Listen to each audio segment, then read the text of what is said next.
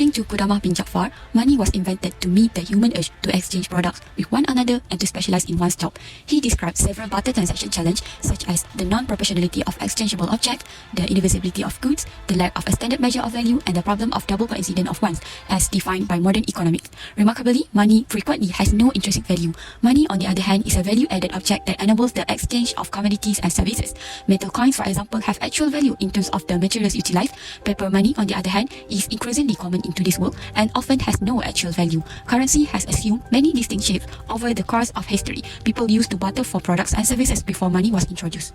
Money has been defined differently by different economists. Some, like F.A. Walker, define it in terms of its functions, while others like G.D.H. Cole, J.M. Keynes, Seligman, and D.H. Robertson emphasize the general acceptability aspect of money. According to Prof. D.H. Robertson, anything which is widely accepted in payment for goods or in discharge of other kinds of business obligation is called money. Seligman defined money as one thing that possesses general acceptability. Prof. Richard T. Alley, who is American economist, said that money is anything that passes freely from hand to hand as a medium of exchange and is generally received in final discharge of debts. A number of Muslim philosophers, including Al-Ghazali, Ibn Taymiyyah, Ibn al-Qayyim, Ibn Khaldun, and al-Makrizi, addressed the topic of money early in history. According to Al-Ghazali, money serves two functions: as a medium of transactions and as a measure of value. To address the issue of a barter economy, he claims that money becomes a vital medium as exchange. Money, according to Al-Ghazali, is a unit of value and a measurement instrument whose purpose is to increase exchange and commercial ties. That is why Al-Ghazali emphasized that money should neither be seen as commodity, as a medium of exchange, or a source of profit or interest, nor should it be hoarded and removed from the market. According to Ibn Khaldun, Allah created gold and silver to serve as a standard of measurement for all goods. Contrary to the mercantilist, Ibn Khaldun demonstrated well before them that gold and silver do not constitute wealth as such, but have a value of exchange like other metals or precious stones. The argument of Ibn Khaldun is based on the theory of value, which he put forward centuries before Karl Marx. It is human level to source of wealth, he said, which contributes to increasing or decreasing the number of precious metals. The countries producing gold and silver exchange them against money to acquire the goods they need. Ibn Taymiyyah examines two functions of money, namely a standard of measurement and a means of exchange, and condemns the trade in money. Furthermore, he examined the problem of money erosion and also its impact on the general economic situation and on the welfare of the population. The authorities should issue the money up to the level that is just necessary to correspond to the volume of transaction of the people without causing them any injustice. This led Ibn Taymiyyah to describe the principle that money chase good money, known as Gresham's law in the textbook of political economy. Ibn al-Qayyim recognized the two functions of money described by the early scholars, but he was more precise in his formulation. He wrote that money is issued not for its own sake, but to be used in transactions. Therefore, money should be stable so as to facilitate the evaluation of the product and their exchange. While Taqi al-Din Ahmad al-Makrizi studies on money and price are well known. In the nature of things and according to the Sharia, he believes that only gold and silver form money, that money be employed as a benchmark of wealth. Al-Makrizi suggests that the increase in mass money should correspond to, rather than surpass, the entire volume of transactions because of the relationship between the non-measured issue of money and the rise in price. To begin with, money functions as a medium of trade, which means it operates as a middleman between the buyer and the seller. Rather than exchanging accounting service for goods, the accountant now exchanges accounting service for currency. Money must be widely accepted as a mode of payment in the marketplace for products, labor, and financial capital before it can be used to buy things and act as a medium of exchange. Money's primary role is to facilitate transactions as a medium of exchange. All transactions would have to be handled via barter, which is the direct exchange of one commodity or service for another in the absence of money. The problem with a barter system is that in order to get a specific commodity or service from a supplier, you must also have a similar good or service that the supplier wants. In other words, only a double coincidence of wants between two transacting parties allows for exchange in a barter system, but the chance of a double coincidence of wants are slim, making the exchange of products and services difficult. Money successfully solved the double coincidence of desire problem by acting as a medium of trade that is accepted in all transactions and by all participants, regardless of whether they want each other's goods and services.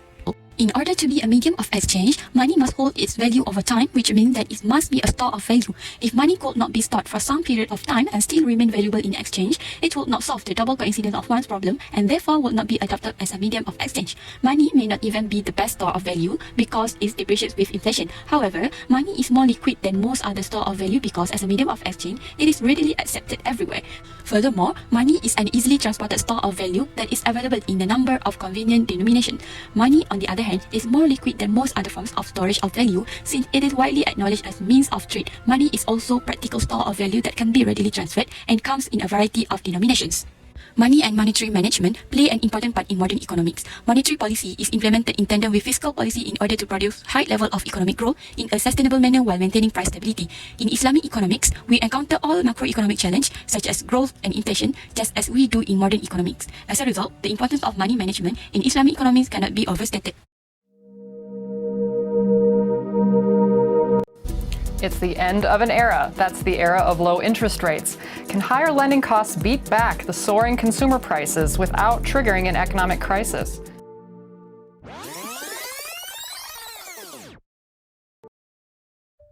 In today's economy, the interest rate is the most significant tool for carrying out monetary policy. This is in direct opposition to the Islamic economy viewpoint. Interest rates are considered as riba in Islam and they are forbidden. The prohibition of interest makes Islamic economics monetary management process more difficult than in Western economies. Islamic economics is based on the current economic system, albeit it differs from modern economic instruments. Islamic economists have proposed that a profit rate rather than an interest rate should be used. Both the Quran and the Sunnah make it clear that riba is forbidden. There is no doubt or disagreement among Muslims that the concept of interest is strictly banned when operating within the framework of Islamic economics. This can lead to a necessary change of objective and viewpoint in a modern economy where interest is a major factor. Interest rates are employed to limit demand in modern finance, which is one of the key concerns with eliminating interest. A specific interest rate corresponds to a price for a specific investment. Under classic capitalist frameworks, credit becomes impossible to manage without interest. Islamic economics advocates that interest rate be replaced with profit sharing, the sale of items at cost, or even leasing. All of these options will obviate the need for some speculative and artificial interest rate manipulating techniques.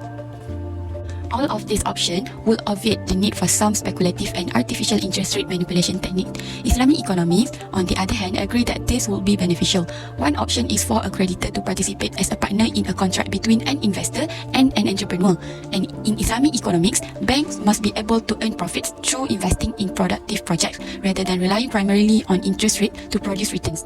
Interest rates are also important in international economics. The prevalence of debilitating Interest rates are also important in international economics. The prevalence of debilitating foreign debt is one of the key challenges that affect economies, particularly those of third world countries, because interest assures a return on capital. Corrupt politicians or incompetent managers may often borrow money without limitations, and international financial institutions lend it without reservation.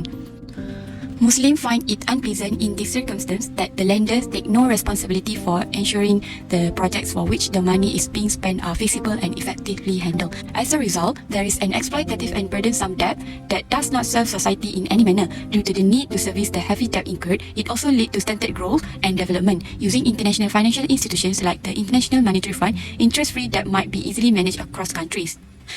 Interest is prohibited in Islam, as mentioned explicitly in the Quran and the Sunnah of the Prophet. All Islamic scholars believe that interest should be prohibited. The current banking system, on the other hand, is wholly based on interest, making its operations incompatible with Islamic teaching.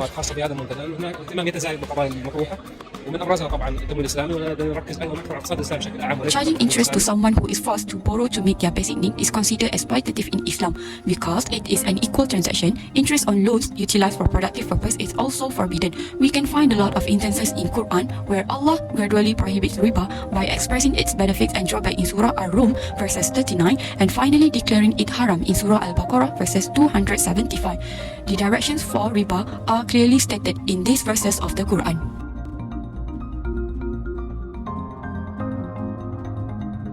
Since economic events can be viewed as social events, the economic impact of interest as well as all of the issues that arise as a result of interest can be viewed as social effects. Indeed, in countries where economic problems like unemployment, low income and accrued income distribution exist, people are like little monsters carrying poison in them. Some of these people are in serious debt, some are in humiliation, and still others are in both. They have a grudge against those who stole their belongings and against all citizens, and they congregate in secret to plot ways to harm them.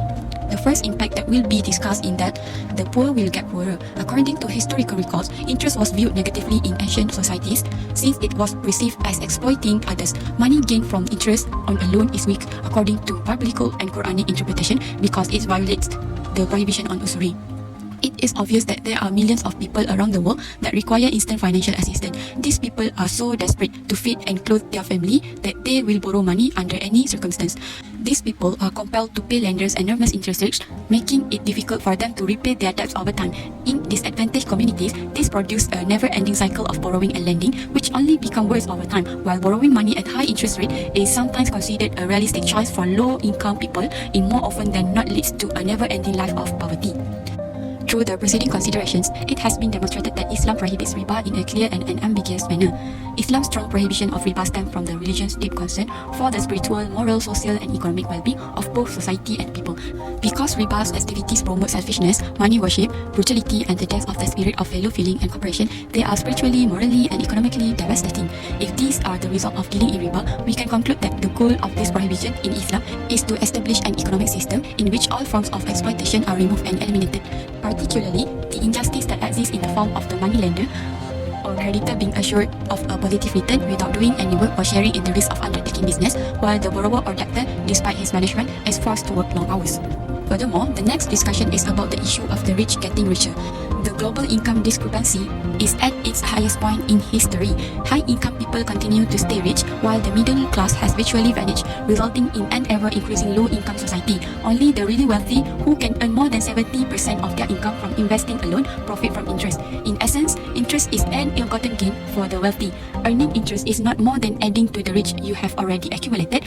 The exponential development of saving as a result of interest, along with the wealthy's unwillingness to spend this money, has resulted in a widening gap between the rich and the poor. Additionally, interest aids the wealthy in growing their assets that they continue to accumulate and hoard capital. There will be a detrimental impact on job creation and earnings for the rest of the population if the wealthy continue to preserve their money and do not spend it in the economy and currency growth. As salaries and employment decline, less money is available for spending and small business suffer as a result. In sum, interest hurts the entire economy as the wealthy continue to amass their fortunes. In other words, it is referred to as the dominant voice of the minority because, as a result of the credit mechanism mobilized by institutional interest groups, a very small group of people completely controls the economy's management and can fully exploit a tremendous financial strength that is disproportionate to their own equity capital. In other words, by murdering someone's spread with someone else's loan, that small group becomes increasingly wealthy. The revenue obtained by the great efforts of all humanity pass into the hands of a minority due to the margin of interest gained by people or governments. This step, which leads to wealth monopolization, make wealth owner effective in a variety of areas, including administration. As a result, these minority groups try to make suitable laws for their own profit and amend laws that are in their favor, or they bring people who are suitable for their own benefit into administrative position they desire, and vice versa. They also have no qualms about using public facility for their own profit. As a result, now is the appropriate moment for those Muslims who deal in riba to repent to Allah and fear the day when they shall return to Him, and every soul should be fairly repaid. And their taking of riba or usuri despite being forbidden to do it, and their unlawfully consuming of man's stuff. Allah stated that, and we have planned a severe torment for the disbelievers among them.